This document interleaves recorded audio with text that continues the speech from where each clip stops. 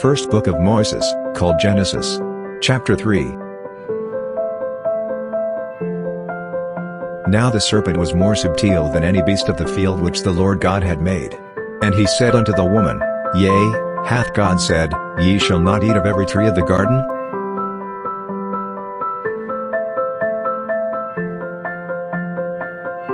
And the woman said unto the serpent, We may eat of the fruit of the trees of the garden.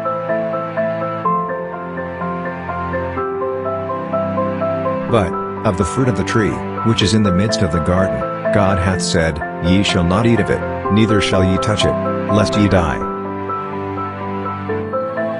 And the serpent said unto the woman, Ye shall not surely die.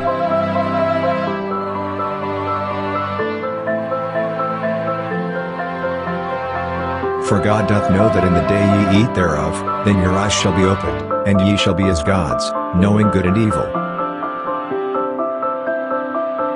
And when the woman saw that the tree was good for food, and that it was pleasant to the eyes, and a tree to be desired to make one wise, she took of the fruit thereof, and did eat, and gave also unto her husband with her, and he did eat.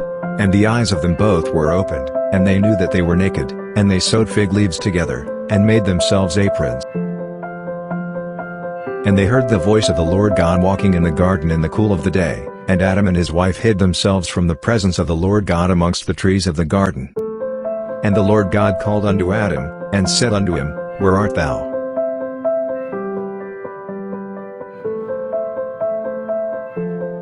And he said, I heard thy voice in the garden, and I was afraid, because I was naked, and I hid myself. And he said, Who told thee that thou wast naked?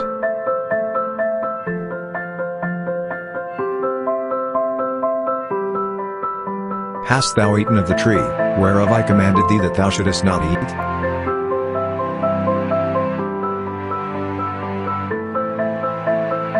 And the man said, The woman whom thou gavest to be with me, she gave me of the tree, and I did eat.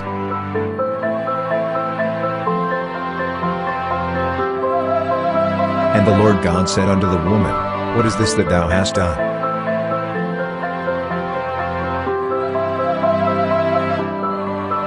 And the woman said, The serpent beguiled me, and I did eat.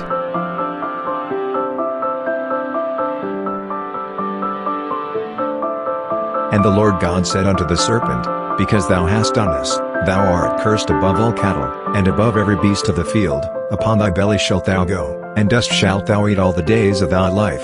And I will put enmity between thee and the woman, and between thy seed and her seed, it shall bruise thy head, and thou shalt bruise his heel. Unto the woman he said, I will greatly multiply thy sorrow and thy conception, in sorrow thou shalt bring forth children, and thy desire shall be to thy husband, and he shall rule over thee.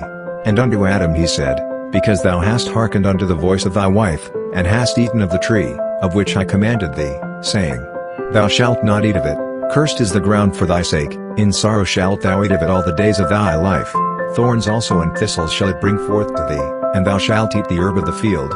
In the sweat of thy face shalt thou eat bread, till thou return unto the ground, for out of it wast thou taken, for dust thou art, and unto dust shalt thou return. And Adam called his wife's name Eve, because she was the mother of all living.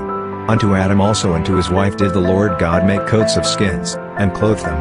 And the Lord God said, Behold, the man is become as one of us, to know good and evil, and now, lest he put forth his hand, and take also of the tree of life, and eat, and live forever.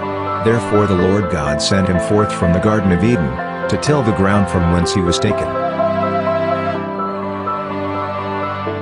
So he drove out the man, and he placed at the east of the Garden of Eden cherubims, and a flaming sword which turned every way, to keep the way of the tree of life. The end of chapter 3.